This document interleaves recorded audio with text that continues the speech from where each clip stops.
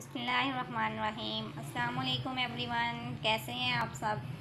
उम्मीद करती हूँ कि सब खैरियत से होंगे इंशाल्लाह। तो आज मैं आपको शकरकंदी उबालने का तरीका बताने के साथ साथ इसके मतलब कुछ इन्फॉर्मेशन भी देने जा रही हूँ। शकरकंदी में मौजूद कैरोटीन कैंसर से महफूज रखता है और बीनाई को तेज़ करता है। अगर आप डिप्रेशन का शिकार हैं तो उबली हुई शकरकंदी पर छोटी इलायची का पाउडर डालकर खाएं। मज़ीद मुफीद टिप्स जानने के लिए मेरी वीडियो को एंड तक देखें और वीडियो को लाइक और शेयर भी करें। जी तो व्यूअर्स, सबसे पहले हमें शकरकंदी चाहिए जो मैंने धो के ये रख ली हुई है। आप भी इसी तरह इसको धो के एक प्लेट में या किसी भी टोकरी वगैरह में रख लें। इस तरह का स्टैंड आप अपने पतीले में रख लें और अब हम इसके ऊपर शकरकंदी सेट करेंगे। अब हम शकरकंदी को स्टैंड पे सेट कर रहे हैं और इसके साथ साथ मैं आपको बेऔलाद हजरात के लिए एक टिप बताती हूँ।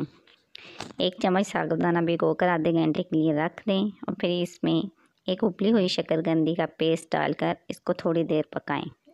सुबह नाश्ते के बाद ये मिक्सचर खा लें, इंशाल्लाह अल्लाह ताला ज़रूर करम करेगा। जी, हम इसको स्टैंड पे सेट कर रहे हैं। अब हम इसमें थोड़ा सा पानी डालेंगे, हाफ़ गिलास से भी बहुत कम पानी हमने इसमें डालना है। ये देखिए जितना को मैंने डाला है बस तकरीबन आपने भी इतना ही पानी इस्तेमाल करना है। तो व्यूअर्स ये देख सकते हैं आप, मैंने इसको सेट कर दिया है। सेट करके अब हम इसको कवर करके तो चूल्हे पे चढ़ा देंगे और इसकी फ्लेम बिल्कुल हमने स्लो रखना है। आजकल तो वैसे भी हमारे इलाके में तो गैस बिल्कुल नहीं आ रही है, देख सकते हैं हमारी गैस। तो बस आपने भी इतना इतना फ्लेम रखना है और इसको जैसे दम पे रखते हैं ना, बस वैसे दम पे रख देते हैं। जी तो व्यूअर्स तकरीबन 20 मिनट हो चुके हैं। अब हम इसका ढक्कन उठा के इसको चेक करेंगे। हाँ जी, ये तकरीबन देखने में लग रहा है कि ये पक चुकी है। जी, ये बिल्कुल तैयार है और बहुत मज़े की सॉफ्ट सी बनी है।